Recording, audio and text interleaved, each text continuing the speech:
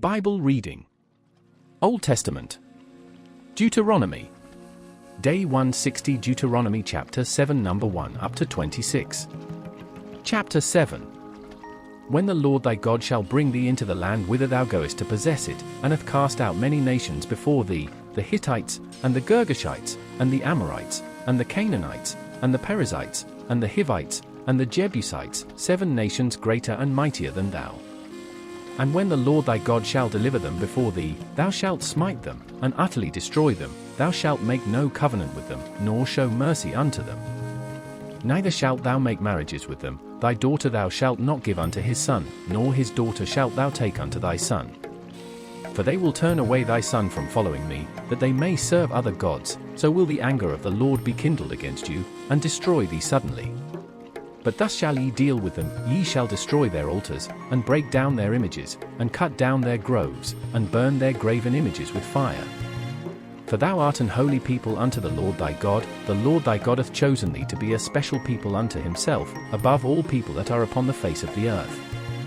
The Lord did not set his love upon you, nor choose you, because ye were more in number than any people, for ye were the fewest of all people. But because the Lord loved you, and because he would keep the oath which he had sworn unto your fathers, hath the Lord brought you out with a mighty hand, and redeemed you out of the house of bondmen, from the hand of Pharaoh king of Egypt. Know therefore that the Lord thy God, he is God, the faithful God, which keepeth covenant and mercy with them that love him and keep his commandments to 1,000 generations. And repayeth them that hate him to their face, to destroy them. He will not be slack to him that hateth him, he will repay him to his face. Thou shalt therefore keep the commandments, and the statutes, and the judgments, which I command thee this day, to do them. Wherefore it shall come to pass, if ye hearken to these judgments, and keep, and do them, that the Lord thy God shall keep unto thee the covenant and the mercy which he sware unto thy fathers.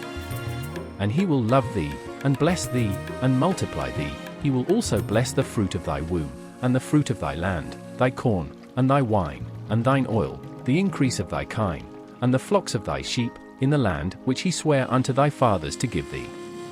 Thou shalt be blessed above all people. There shall not be male or female barren among you, or among your cattle.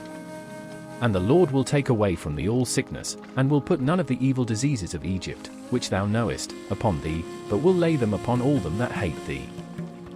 And thou shalt consume all the people which the Lord thy God shall deliver thee. Thine eye shall have no pity upon them, neither shalt thou serve their gods, for that will be a snare unto thee. If thou shalt say in thine heart, these nations are more than I, how can I dispossess them? Thou shalt not be afraid of them, but shalt well remember what the Lord thy God did unto Pharaoh, and unto all Egypt. The great temptations which thine eyes saw, and the signs, and the wonders, and the mighty hand, and the stretched out arm, whereby the Lord thy God brought thee out, so shall the Lord thy God do unto all the people of whom thou art afraid.